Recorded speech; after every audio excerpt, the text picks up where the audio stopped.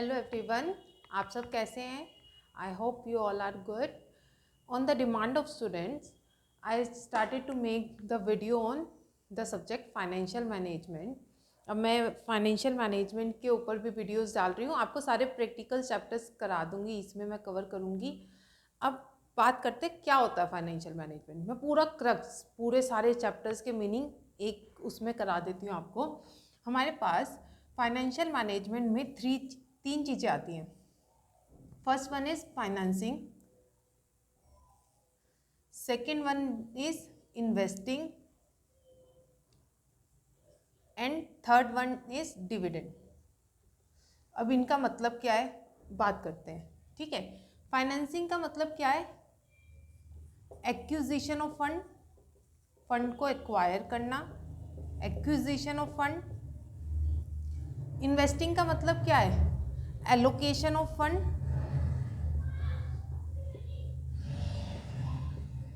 And dividend का मतलब क्या है? Distribution of fund.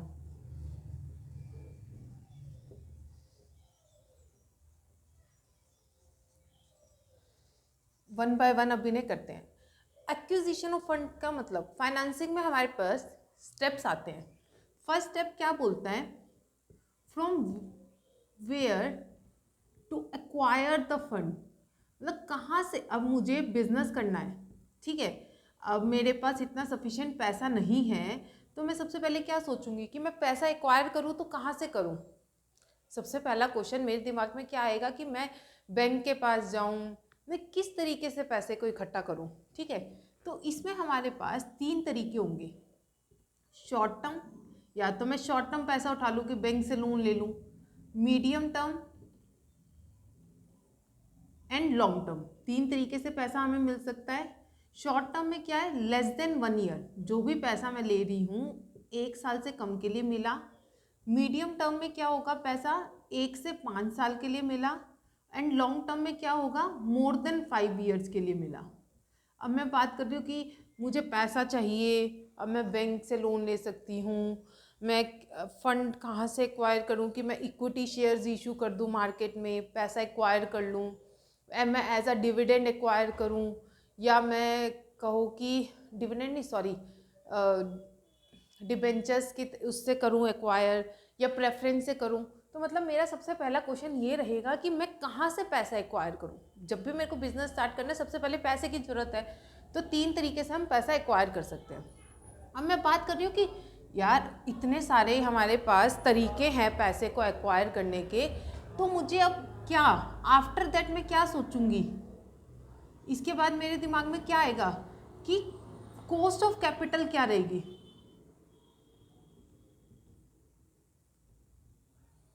What is to be the cost of this fund. मतलब इन फंड्स की कॉस्ट क्या रहेगी. अब मैंने बात किया, मैंने सोचा कि चलो मैं इक्विटी शेयर इशू कर देती हूँ मार्केट में और पैसे एक्वायर कर लेती हूँ. तो फिर मैं सोचती हूँ कि अब उसकी कॉस्ट क्या रहेगी. तो दैट मीन्स इसमें कौन सा चैप्टर कवर हो गया? Cost of capital. कि मैं अगर इक्विटी शेयर इशू करती हूँ, मतलब इक्विटी शेयर से पैसा इकट्ठा करती हूँ, तो मुझे लोगों को डिविडेंड देना पड़ेगा. ठीक है, तो मेरी क्या कॉस्ट रहेगी कि मेरे को 2% डिविडेंड देना है. ठीक है, अगर मैं डिबेंचर्स इशू कर रही हूँ, मुझे पता मुझे इंटरेस्ट देना है, तो मैं 5% दे सकती हूँ इंटरेस्ट. प्रेफरेंस शेयर है, प्रेफरेंस शेयर पे भी फिक्स डिविडेंड देना पड़ेगा, लेट से 3%. तो मतलब मैं सबकी कॉस्ट देखूंगी और देखूंगी कि मेरे लिए कौन सा सही रहेगा, कौन सा मुझे सस्ता पड़ेगा फंड. ठीक है, देन उसके बाद मैं क्या देखूंगी कि क्या उसका जो भी मैं फंड इकट्ठा कर रही हूँ, क्या उसका स्ट्रक्चर रहेगा. अब मानो एक बड़ा बिजनेस मुझे करना है, लेट्स से कि मुझे 1 करोड़ रुपीज़ चाहिए. अब मैं 1 करोड़ का 1 करोड़ इक्विटी से थोड़ी उठा लूँगी. ठीक है, कुछ मैं यहाँ से लूँगी, कुछ यहाँ से लूँगी, कुछ यहाँ से ले लूँगी. तो मेरा उसका क्या स्ट्रक्चर रहेगा, मतलब मुझे कितने प्रपोर्शन में क्या लेना है. मतलब इसमें हम बोल सकते हैं कि थर्ड, प्रपोर्शन ऑफ फंड हमारा क्या रहेगा. मुझे क्या पता होना चाहिए, मेरा प्रपोर्शन ऑफ फंड क्या रहेगा. तो इसमें कौन सा चैप्टर कवर हो गया हमारा? Capital structure. कैपिटल स्ट्रक्चर यही बताता है ना कि हमारा प्रपोर्शन क्या है फंड का. लाइक मैं बोल रही हूँ इक्विटी और डिविडेंड से, सॉरी डिबेंचर से मैंने पैसा उठाया, मैंने इक्विटी से हो सकता है 70% लिया और डिबेंचर से 30% पैसा उठाया कि मुझे 1 करोड़ चाहिए था, तो मैंने 70 लाख इक्विटी शेयर्स इशू करके ले लिया पैसा और बाकी 30 लाख मैंने डिबेंचर से ले लिया। तो मेरा प्रोपोर्शन क्या हो गया? 7:3। तो ये हो गया हमारा कैपिटल स्ट्रक्चर। क्या मेरा स्ट्रक्चर रहेगा कैपिटल का, कितना इक्विटी होना चाहिए, कितना डिबेंचर होना चाहिए, कितने प्रेफरेंस होने चाहिए, वो सब हमारा प्रोपोर्शन ऑफ फंड में आ गया। ये बात आई कि मैंने पैसा एक्वायर कर लिया। सबसे पहले मैंने सोचा कि मैं कहाँ से एक्वायर करूँ, शॉर्ट टर्म लूँ, मीडियम टर्म लूँ, लॉन्ग टर्म, मुझे कितने साल के लिए पैसा चाहिए, मैं अपनी रिक्वायरमेंट के हिसाब से सोचूंगी। फिर मैं सोचूंगी कि मेरी कॉस्ट क्या रहेगी, मतलब अब पैसा ले ले, जैसे मैं बात करती हूँ कि हम कहते हैं कि बैंक से लोन ले लो कि अगर मुझे घर बनाना है, तो हम हर बैंक से देखते हैं कि क्या रेट ऑफ इंटरेस्ट मार्केट में चल रहा है, क्या मुझे कितना महंगा पड़ेगा। तो वही बात आ गई कि कितनी कॉस्ट रहेगी मेरी। फिर जो पैसा इकट्ठा करना है, क्या एक ही सोर्स से इकट्ठा करें या 2-3 सोर्स से इकट्ठा करें। 2-3 सोर्स से इकट्ठा करना है तो किस प्रोपोर्शन में करना है, इक्विटी से कितना लेना है, डिबेंचर से कितना लेना है, वो सब आ गया। अब बात आती है, अब मैंने पैसा इकट्ठा कर लिया तो मैं उसको कहाँ पे इन्वेस्ट करूँ अब जाके। मतलब जैसे मैंने बिजनेस शुरू करा, तो अब बिजनेस शुरू कर रही हूँ तो हो सकता है मैं गुड्स वगैरह परचेज करने शुरू करें। मतलब 2 तरीक़ों से इसको हम इन्वेस्ट कर सकते हैं अपने बिजनेस में। हो सकता है मैं लॉन्ग टर्म में इन्वेस्ट कर रही हूँ या हो सकता है मैं इसको शॉर्ट टर्म में इन्वेस्ट कर रही हूँ। अगर लॉन्ग टर्म में इन्वेस्ट कर रही हूँ उसे बोलते हैं कैपिटल बजटिंग। दैट मीन्स कि मैं फिक्स्ड एसेट्स में इन्वेस्ट कर रही हूँ, मैंने फिक्स्ड एसेट्स, मशीन्स खरीदनी है, प्लांट्स खरीदने हैं बड़े बड़े, तो वो हो गए कैपिटल बजटिंग। अगर मुझे सिर्फ गुड्स खरीदने हैं, लाइक जिसमें मुझे बिजनेस करना है वो गुड्स मुझे खरीदने हैं, तो वो क्या होगा? Short term. दैट मीन्स वो कौन सा कवर हो गया? हमारा वर्किंग कैपिटल। कि मेरे को जो पैसा इकट्ठा किया उसको क्या मेरे को प्लांट मशीनरी खरीदने के लिए चाहिए, तो वो हो गया लॉन्ग टर्म के लिए कि प्लांट मशीनरी हमारी लॉन्ग टर्म चलेगी, लॉन्ग टर्म बेनिफिट देगी, तो दैट्स हो गया कि कैपिटल बजटिंग। और शॉर्ट टर्म के लिए चाहिए तो शॉर्ट टर्म में मतलब इन्वेस्ट करना है, तो वो वर्किंग कैपिटल में आ गया। फिर होता है डिस्ट्रीब्यूशन ऑफ फंड। अब जो मतलब मैं पैसा अब लोगों से मैंने इकट्ठा किया, उनको इंटरेस्ट दूंगी, डिविडेंड दूंगी, तो मैं क्या कर सकती हूँ? या तो मैं पैसे को डिस्ट्रीब्यूट कर दूंगी। अगर डिस्ट्रीब्यूट कर रही हूँ तो वो हो गया डिविडेंड या इंटरेस्ट। इंटरेस्ट तो देना ही देना है। मतलब अगर लास्ट में मेरा बिजनेस चल रहा है, प्रॉफिट हो गया, तो या तो मैं पैसे को डिस्ट्रीब्यूट कर सकती हूँ एज अ डिविडेंड, या उसको मैं क्या रख सकती हूँ? As a retained earning. अपने प्रॉफिट को अपने पास ही रखूँगी, डिस्ट्रीब्यूट नहीं करूँगी। तो ये पूरा हमारा फाइनेंशियल मैनेजमेंट है। ये आपका चैप्टर हो गया cover. Source of fund, cost of capital, capital structure, capital budgeting, working capital, dividend, ये सब हमारा, मैंने आपको इसका ऊपर ऊपर से सबका मतलब बता दिया। जो आज मैं आपको चैप्टर कराने जा रही हूँ मोस्ट इंपॉर्टेंट है कॉस्ट ऑफ कैपिटल। शुरू करते हैं।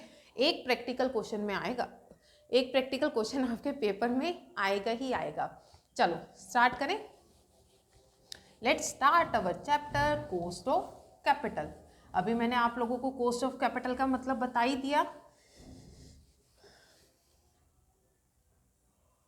कॉस्ट ऑफ कैपिटल मतलब क्या हुआ? जो कॉस्ट हमारी फंड को एक्वायर करने में आ रही है, cost to acquire the fund is cost of capital.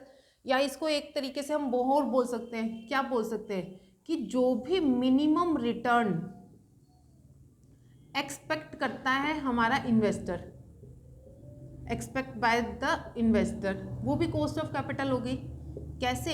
Let's say कि मैंने इक्विटी शेयर इशू करे मार्केट में, लोग जो इन्वेस्ट कर रहे हैं, शेयर्स खरीद रहे हैं, क्यों कर रहे हैं? क्यों? उन्हें पता डिविडेंड मिलेगा। तो उन्हें अगर लगता है, लेट्स से कि उन्हें लगता है मिनिमम कम से कम इस पे हमें कितना डिविडेंड मिलना चाहिए? 2%। तो ये 2% मेरी क्या बन गई? Cost of capital. कि इतना तो देना ही पड़ेगा मिनिमम रिटर्न जो एक्सपेक्ट कर रहा है इन्वेस्टर। या मैं बात करती हूँ डिबेंचर्स, डिबेंचर्स पे इंटरेस्ट देना है, वो 5% इंटरेस्ट तो एक्सपेक्ट कर ही रहे हैं, इससे ज़्यादा दे दिया एक अलग वो है कि अगर मैं रेट इशू ही ज़्यादा के उससे हिसाब से कर रही हूँ, बट मिनिमम जितना वो एक्सपेक्ट कर रहे हैं वो तो है ही। तो हाँ, हमारी क्या बन गई? Cost of capital. ठीक है, तो ये हो गया हमारा मीनिंग कि जो भी मिनिमम रिटर्न एक्सपेक्ट कर रहा है इन्वेस्टर वो हमारी कॉस्ट ऑफ कैपिटल है। अब हम 3 चीज़ों की यहाँ पे कॉस्ट ऑफ कैपिटल निकालना सीखेंगे। बात करेंगे डिबेंचर्स की, बात करेंगे प्रेफरेंस शेयर की, एंड बात करेंगे इक्विटी शेयर की। 1 बाय 1 सब करते हैं। ये बहुत छोटे छोटे टॉपिक हैं। इक्विटी शेयर थोड़ा सा है बड़ा टॉपिक ना। अब डिबेंचर्स की बात करते हैं। सबसे पहले बात करते हैं डिबेंचर्स की, फिर preference share, then equity share. इस वीडियो में मैं आज आपको कराती हूँ डिबेंचर्स। अब डिबेंचर्स आप लोगों ने पढ़े होंगे, दो तरीके के होते हैं, irredeemable debenture and redeemable debenture. वैसे रिडीमेबल ही होते हैं, इररिडीमेबल कम होते हैं, होते ही नहीं है कि हमें होता है कि हमें लाइक प्रेफरेंस शेयर की भी बात करें कि हमें 20 साल में 30 साल में पैसा देना ही लोगों का पड़ता है। बट चलो हम दोनों तरीके से देख लेते हैं। इररिडीमेबल मतलब इररिडीम, जो पैसा वापस नहीं करना। अभी मतलब मैं कह रही हूँ पूरी, मैंने तो अपने लाइफ टाइम के लिए जितना मेरा बिजनेस चलेगा उतने के लिए इनसे ले लिया, वो हो गए इररिडीमेबल, जब उनका पैसा वापस रिडीम नहीं करना। रिडीमेबल मतलब मैं कह रही हूँ कि मुझे 10 साल बाद वापस करना है, तो दोनों की कॉस्ट अलग अलग निकलती है। इररिडीमेबल की उस हिसाब से निकलेगी, अगर आपके डिबेंचर्स रिडीमेबल हैं तो उसकी कॉस्ट अलग निकलती है। दोनों की कॉस्ट अलग होती है, इररिडीमेबल की और रिडीमेबल की। रिडीमेबल के हिसाब से अभी हम 1 बाय 1 कर लेंगे। ये भी आगे फिर दो तरीकों में बढ़ गए कि अगर मैं कॉस्ट बात करती हूँ बिफोर टैक्स क्या रहेगी, अगर मैं कहती हूँ आफ्टर टैक्स मेरी कॉस्ट क्या रहेगी, दोनों तरीके से निकालने की बात करेंगे। ठीक है, तो यहाँ पे मैं बात करती हूँ बिफोर टैक्स की। पहले कॉस्ट को मैं ले लेती हूँ, के से डिनोट करती हूँ। कॉस्ट निकाल रहे हैं किसकी, डिबेंचर की, डी, और ये क्या है बिफोर टैक्स, तो D B, cost of debenture before tax.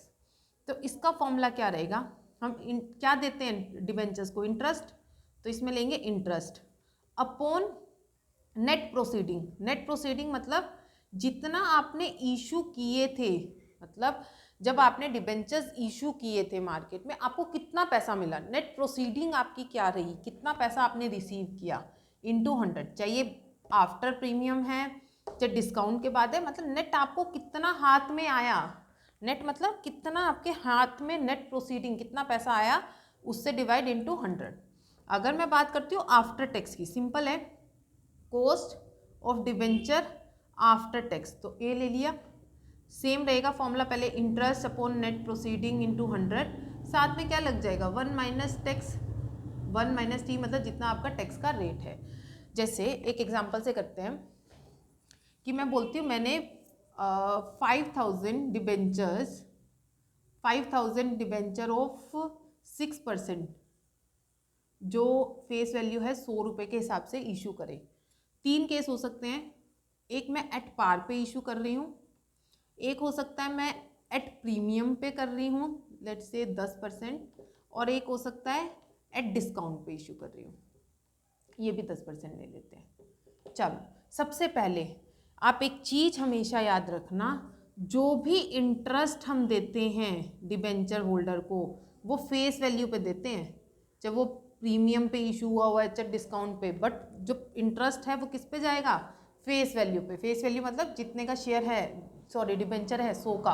अब इस केस में हमारे डिबेंचर्स थे 5000 और कितने के इशू करें, 100 के, इनटू में 100, टोटल कितने के हो गए 5 लाख के। तो 5 लाख का फेस वैल्यू से किया मैंने 100 से, कितना परसेंट इंटरेस्ट मिलेगा, 6%, कितना आ गया 30,000। इंटरेस्ट हर केस में सेम रहेगा, चाहे एट पार है एट प्रीमियम है डिस्काउंट है, क्योंकि जो इंटरेस्ट हम लेते हैं वो फेस वैल्यू पे लेते हैं। आपको ये चीज़ हमेशा याद रखनी है, अगर ये याद है तो आपका क्वेश्चन गलत नहीं हो सकता।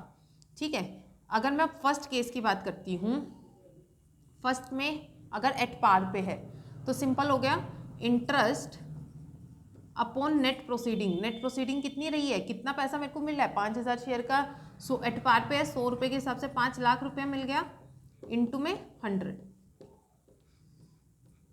तो ये आ गया 6%, वही आ गया 6% ही आ गया, क्योंकि हम 6% दे रहे हैं। चलो नेक्स्ट की बात करते हैं, अगर एट प्रीमियम पे है, मैंने बोला चाहे प्रीमियम पे है चाहे डिस्काउंट पे है, इंटरेस्ट सेम रहेगा। आपने ये नहीं करना कि इंटरेस्ट आप 10% प्रीमियम है यानी 110 के हिसाब से निकालने लगते हो, नहीं, वो फेस वैल्यू पे ही रहता है। नेट प्रोसीडिंग अब आपकी कितनी की है, आपने प्रीमियम पे इशू किया है, 100 रुपये का शेयर था, प्रीमियम आपने 10% यानी 10 रुपये, तो आपने इशू कितने का किया 110 का, तो आपको 110 रुपये मिले होंगे ना। 110 इंटू 5000, दैट मीन्स 5,50,000 इंटू 100। अब इसे हम सॉल्व कर लेते हैं,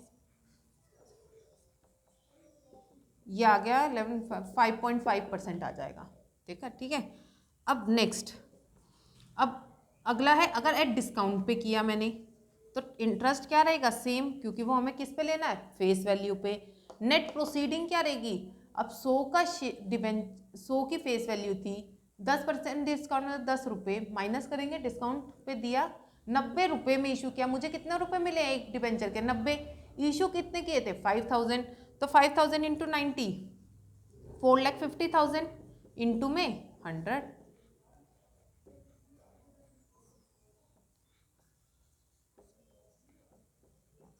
तो ये कितना आ गया, 3 1 नहीं 3 6 18, 6.6%।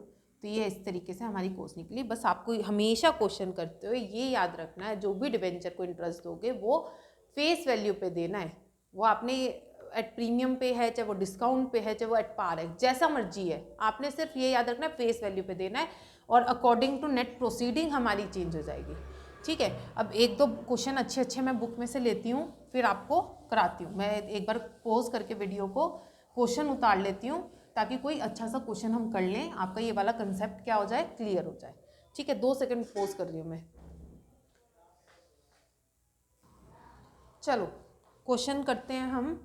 मैंने क्वेश्चन लिया, देखो एक्स लिमिटेड ने इशू किए 40,000, 8% डिबेंचर 100 वाला, 100 रुपये की मतलब फेस वैल्यू है, और वो ये खर्चे कर रहा है, क्या खर्चे कर रहा है, अंडर राइटिंग कमीशन दे रहा है 2% of issue price. Issue price मतलब जितने का इशू कर रहा है, चाहे प्रीमियम पे चाहे डिस्काउंट पे।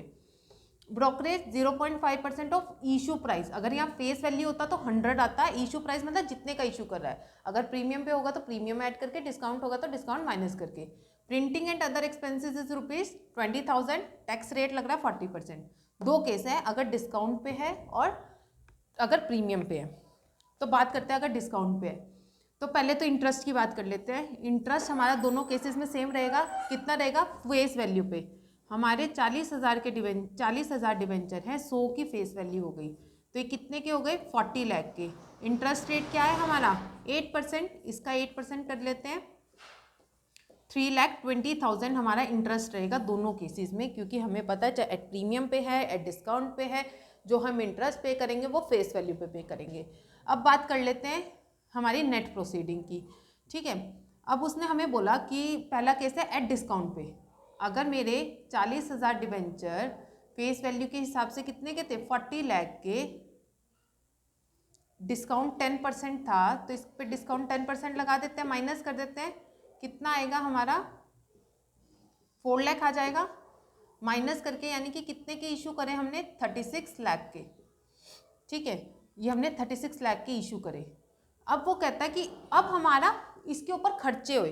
अब मैंने आप लोगों को बोला था नेट प्रोसीडिंग का मतलब क्या, नेट जितने हमने रिसीव किया आफ्टर ऑल एक्सपेंसेस होंगे, क्योंकि जैसे मैं बोलती हूँ कि मैंने एक चीज़ 100 रुपये की बेची, बेचने पे मैंने 10 रुपये खर्च कर दिए, मेरे को तो नेट 90 रुपये मिले ना, तो नेट लेने हैं आफ्टर एक्सपेंसेस, सारे एक्सपेंसेस माइनस करने हैं।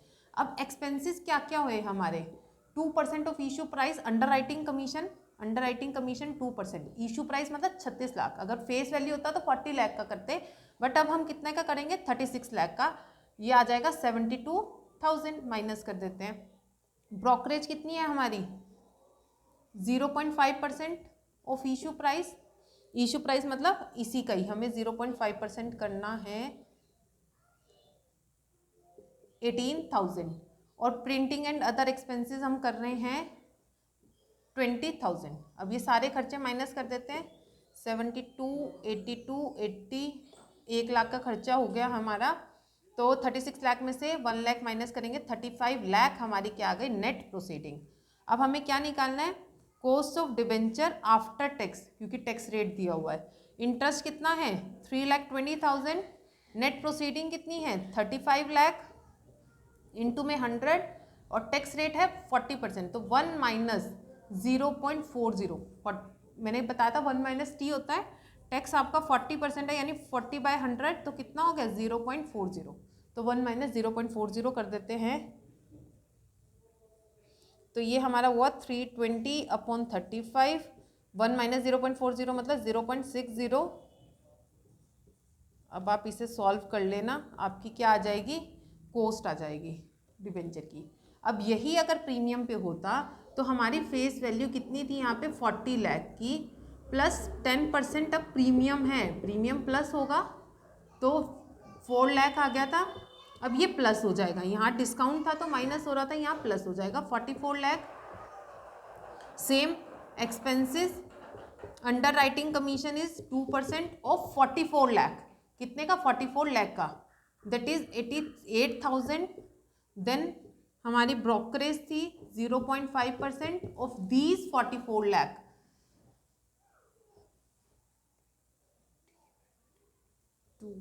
Minus printing expenses that is 20,000। अभी सारे खर्चे माइनस कर देते हैं, 88, 1,20,000 आएगा आई थिंक। अगर कोई कैलकुलेशन में गलती हो तो अपने आप इसको ठीक कर लेना, ठीक है। ये आ जाएगा हमारे पास मेरे हिसाब से 42,80,000, ठीक है। ये आई हमारी नेट प्रोसीडिंग। नेट प्रोसीडिंग कितनी आ गई 42,80,000। तो cost of debenture after tax क्या हो जाएगा, इंटरेस्ट कितना है हमारे पास सेम 3,20,000।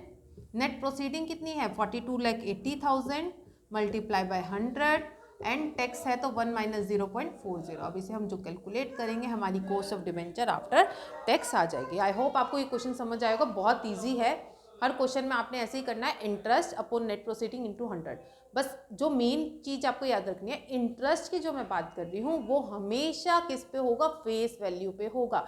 चाहे आपने डिवेंचर प्रीमियम पे इशू की हैं, चाहे आपने डिस्काउंट पे किया, what ever it is, but आपने जो इंटरेस्ट लेना है वो हमेशा ऑलवेज फेस वैल्यू पे रहेगा, ठीक है।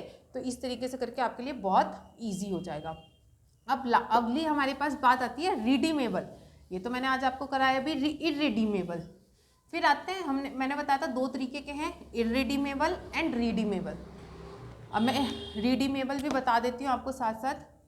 रिडीमेबल मतलब जो 10 साल बाद, 15 साल बाद, 5 साल बाद लोगों का पैसा वापस करना है, रिडीम करना है। तो यहाँ भी मैं बात करूँगी before tax and after tax की। तो अब हमारा यहाँ फॉर्मूला चेंज हो जाता है। कॉस्ट ऑफ डिबेंचर अगर बिफोर टैक्स है तो यहाँ फॉर्मूला क्या रहता है, interest plus 1/n redeemable value minus net proceeding upon 1/2 redeemable value plus net proceeding into 100। अब इनका मतलब क्या है, इंटरेस्ट तो वही आ गया जो फेस वैल्यू पे निकालते हैं इंटरेस्ट, जितना हमने डिबेंचर होल्डर को देना है। एन का मतलब क्या है, नंबर ऑफ ईयर, जितने ईयर के लिए आपने उनको मतलब उनको डिबेंचर इशू किए, मतलब जितने साल बाद आप रिडीम कर दोगे। ये कह लो कि मैं कह रही हूँ 10 साल बाद पैसा वापस करना पड़ेगा, तो एन क्या हो गए 10 साल हो गए। रिडीमेबल वैल्यू मतलब रिडीमेबल वैल्यू जितने के आप उन्हें रिडीम कर रहे हो, जितना पैसा वापस करोगे, that is your redeemable value. Net proceeding हम कर चुके हैं, क्या हमारी नेट प्रोसीडिंग है, नेट जितना पैसा मिला, तो 1/n redeemable value minus net proceeding, 1/2 redeemable plus net proceeding into 100। अगर यही अगर आफ्टर टैक्स होगा तो फॉर्मूले में क्या चेंज आ जाएगा, इंटरेस्ट के साथ बस इंटरेस्ट में वो आएगा, जो भी टैक्स का अफेक्ट पड़ेगा वो इंटरेस्ट पे पड़ेगा। तो इंटरेस्ट 1 माइनस टैक्स, क्योंकि जो हम P&L में दिखाते हैं इंटरेस्ट, जैसे यहाँ पे दिखाएंगे तो आफ्टर टैक्स या बिफोर टैक्स है तो इंटरेस्ट पे उसका अफेक्ट पड़ेगा, तो इसलिए इंटरेस्ट के साथ 1 माइनस टी करेंगे। अब इस फॉर्मूले में यहाँ नहीं करेंगे, क्योंकि वहाँ इसलिए कर रहे थे, बाद में लिख देते थे, वहाँ सिर्फ इंटरेस्ट की बात कर रहे थे अपॉन नेट प्रोसीडिंग। यहाँ हम सब कुछ ले रहे हैं, तो जो हमारा टैक्स आएगा वो 1 माइनस टी इसके साथ आएगा, इंटरेस्ट के साथ, प्लस बाकी फॉर्मूला हमारा सेम है, redeemable value minus net proceeding 1/2 redeemable value plus net proceeding into 100। I hope आपको ये फॉर्मूला समझ आ गया होगा कि क्या क्या किसकी वैल्यू है।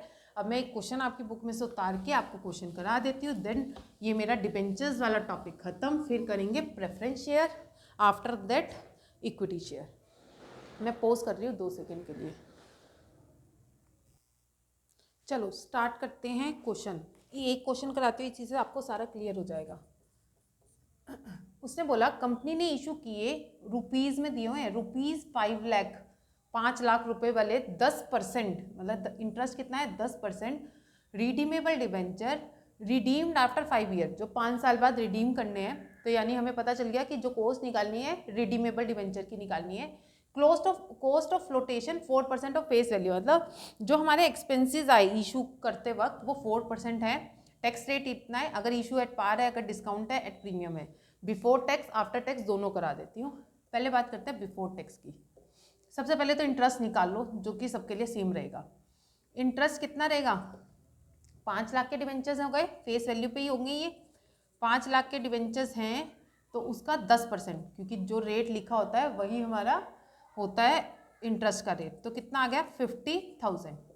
इंटरेस्ट सबके केस में कितना रहेगा? 50,000। सबसे पहले फॉर्मूला लिख लेते हैं, अगर बिफोर टैक्स की मैं बात कर रही हूँ। Interest plus 1/n redeemable value minus net proceeding 1/2 redeemable value plus net proceeding into 100। Interest हमें पता चल गया, एन हमारे पास 5 साल है।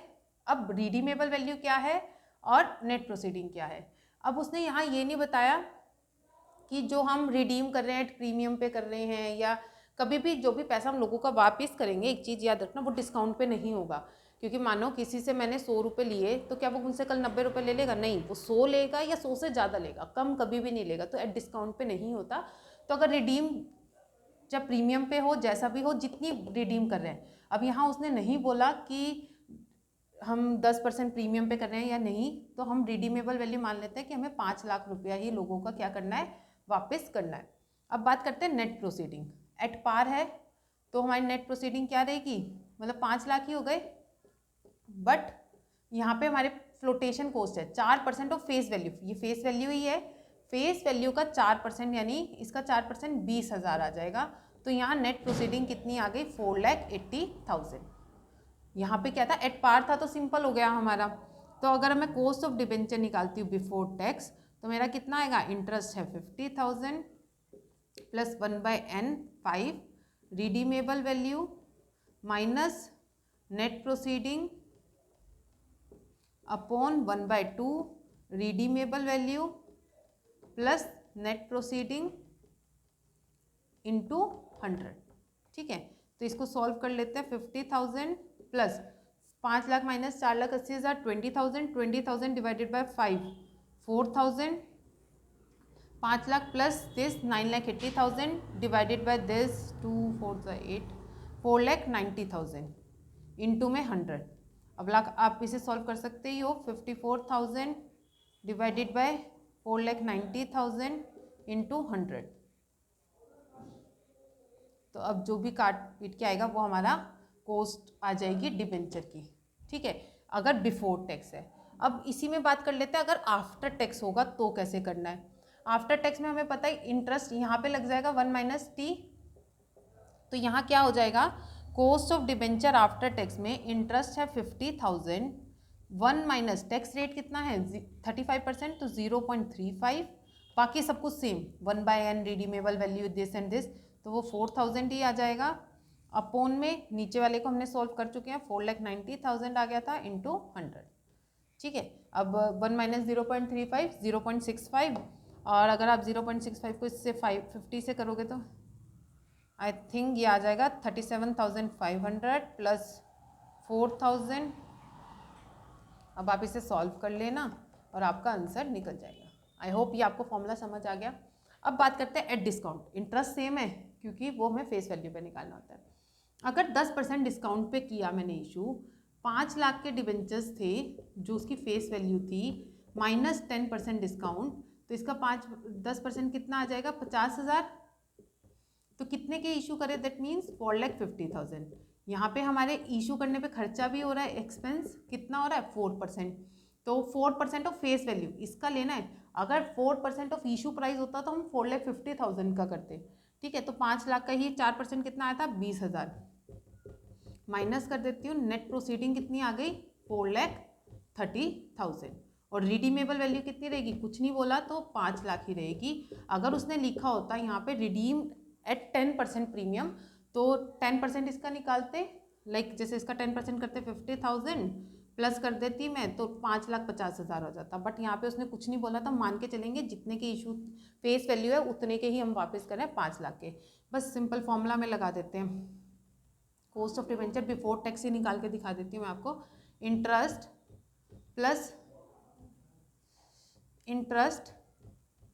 प्लस 1/n, n 5 साल थे, redeemable value minus net proceeding upon 1/2 redeemable value plus net proceeding into 100। अब इसे सॉल्व कर लेना, आपका आंसर आ जाएगा। ठीक है, अगर आफ्टर टैक्स है तो इंटरेस्ट के साथ 1 माइनस टी कर देना। अब बात कर लेते हैं एट प्रीमियम। एट प्रीमियम में क्या होगा, फेस वैल्यू है 5 लाख प्लस 5% प्रीमियम है, 5% प्रीमियम मतलब 25,000, 5,25,000 के हो गए। बट हमारे पास खर्चा भी है, एक्सपेंसेस 4% ऑफ फेस वैल्यू जो कि आएगा 20,000, तो ये कितना आ गया 5,05,000। अब यहाँ नेट प्रोसीडिंग हमारी ज़्यादा है, रिडीमेबल वैल्यू हमें कम मतलब वापस कम करना है, तो यहाँ पे क्या रहेगी कॉस्ट ऑफ डिवेंचर, जैसे 50,000 interest plus 1/n, redeemable value है 5 लाख माइनस नेट प्रोसीडिंग है 5,05,000 अपॉन 1/2, 5 लाख प्लस 5,05,000 इंटू 100। अब ये माइनस में आएगा, यहाँ पे 5 लाख माइनस 5,05,000 करोगे तो माइनस 5,000 डिवाइडेड बाय 5 तो माइनस 1,000, तो 50 माइनस 1, ये घबराना मत कि माइनस में आ रहा है, कोई बात नहीं, आने दो। 50 माइनस 1 माइनस 1,000 और नीचे का सॉल्व करके जो भी आएगा इंटू 100 करके सॉल्व कर लेना, सिंपल है। ठीक है, बस अब आपको इस पर जब भी ध्यान क्वेश्चन कर रहे होंगे ये ध्यान रखना, रिडीम कैसे कर रहा है, फेस वैल्यू पे कर रहा है या प्रीमियम पे, तो उसी हिसाब से रिडीम की वैल्यू लेना, और नेट प्रोसीडिंग मैंने आपको सिखाई दिया। बस ये था हमारा सारा कॉस्ट ऑफ डिवेंचर, मैंने सारे कॉस्ट ऑफ डिवेंचर आपको समझा दिए। अब आप सारे क्वेश्चंस करके देख लेना, कोई प्रॉब्लम आए पूछ लेना। देन हम शुरू कर लेंगे कॉस्ट ऑफ प्रेफरेंस, फिर इक्विटी शेयर, और ये चैप्टर हमारा कॉस्ट ऑफ कैपिटल खत्म हो जाएगा। Thank you so much. Please मेरे चैनल को सब्सक्राइब कर लो, वीडियो को शेयर कर दो और लाइक कर दो। Thank you so much.